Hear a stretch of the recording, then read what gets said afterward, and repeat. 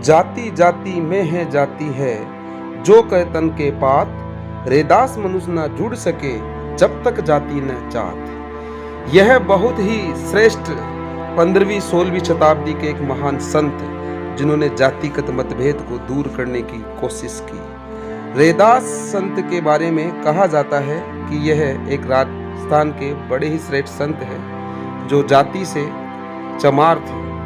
यह जूते बनाने का काम करते थे। एक दिन इनसे मिलने के लिए एक पंडित जी आए और उन्होंने अपना जूता सही करवाया। उसी समय रैदास जी ने उन पंडित जी से पूछा कि कहाँ जा रहे हो? पंडित जी ने कहा, मैं गंगा स्नान के लिए जा रहा हूँ। रैदास जी ने कहा, ये मेरी तरफ से गंगा मैया को समर्पित करना। और पंडित जी रैदास के द्वारा दिए गए सिक्के को अपने साथ ले गए।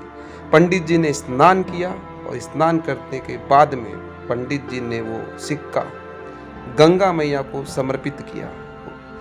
ऐसे कहते हैं कि गंगा मैया खुद वहाँ सिक्के को लेने के लिए आई और सिक्के को अर्पित किया। पंडित जी बड़े चौंकने रह गए रैदास की इस भक्ति को देख करके। इतने ही समय में गंगा मैया ने उसी समय अपना एक कड़ा दिया और वो कड़ा बहुत ही श्रेष्ठ और श्रेष्ठ रत्नों से जड़ित कड़ा था।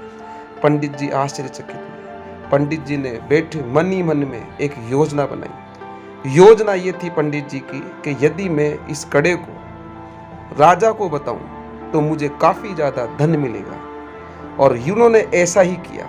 राजा को कहा, रानी को कड़ा भेंट किया कि ये मेरी भक्ति से मुझे गंगा मैया ने यह उपहार दिया है।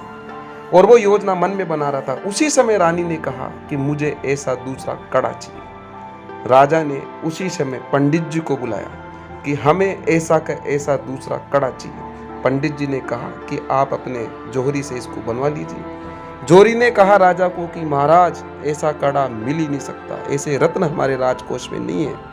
राजा ने आवेश में आकर के पंडित जी को कहा कि मुझे यह दूसरा कड़ा चाहिए, मुझे ऐसा दूसरा कड़ा चाहिए, नहीं तो आपको सजा होगी। ऐसे कहते हैं कि पंडित जी बड़े दुखी हुए।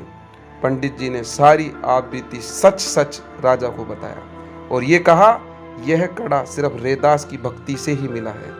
ऐसे कहते हैं कि रैदास के पास राजा गए, राजा को विश्वास नहीं हुआ। रैदास को सारी आप बीती सुनाई। रैदास जी ने वह कड़ा दोबारा देने के लिए गंगा मैया को याद किया। और ऐसे कहते हैं कि गंगा मैया की इतनी श्रेष्ठ भक्ति कि गंगा मैया कटौती में उत्पन्न हुई और वह दूसरा कड़ा दे करके जाती है। इसलिए हमारे लोग कहते हैं, मन चंगा तो कटौती में गंगा। धन्यवाद।